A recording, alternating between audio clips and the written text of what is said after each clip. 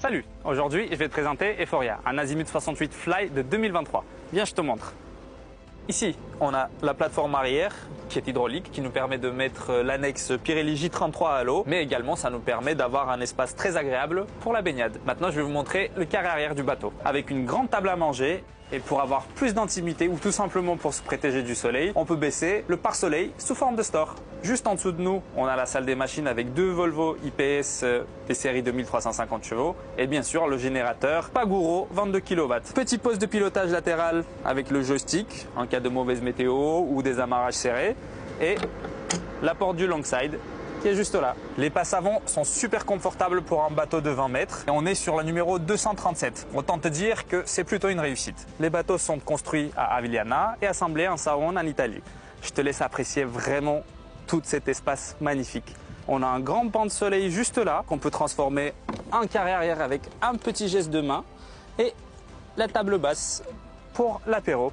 Les porte-gobelets un peu partout et tout cet espace on peut couvrir avec un grand taux de soleil en le fixant sur des mâts en carbone sur les quatre coins du bateau. Viens maintenant, je te montre mon endroit préféré sur ce bateau. Et c'est le Fly.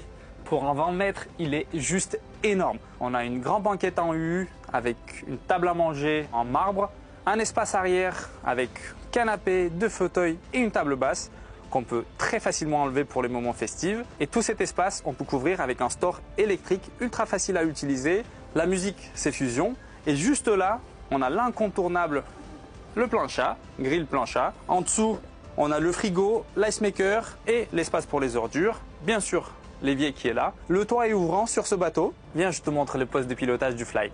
Ici, on a les commandes, le joystick, le VHF juste en dessous, les Garmin pour un contrôle centralisé, bien sûr le propulseur d'étrave, mais on s'en sert pas beaucoup grâce au système IPS. Les Garmin, c'est ultra simple parce que ça nous permet d'avoir accès directement au stabilisateur.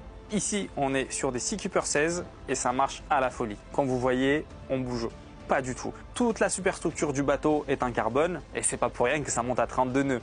Et pour apprécier cette vitesse depuis le Fly, on a le banquette latéral, un autre incontournable sur ce genre de bateau. Le siège et toute la partie du tissu extérieur, c'est fait en Sambrella. C'est ultra efficace, vous ne vous brûlez pas et en plus c'est hydrophile. Au salon, on a deux canapés face à face, notre petit rangement pour les verres et bien sûr le contrôle de la clim. Home cinéma, smart télé escamotable, connecté directement au Starlink. Viens, je te montre la suite. On a pas mal de rangements sur les côtés. Ici, on a un autre canapé, grande table à manger. Et juste là, la cuisine. On a une cuisine full équipée, grand frigo, micro-ondes four, l'incontournable cave à vin. Et pour les odeurs de la cuisine, on peut l'isoler complètement.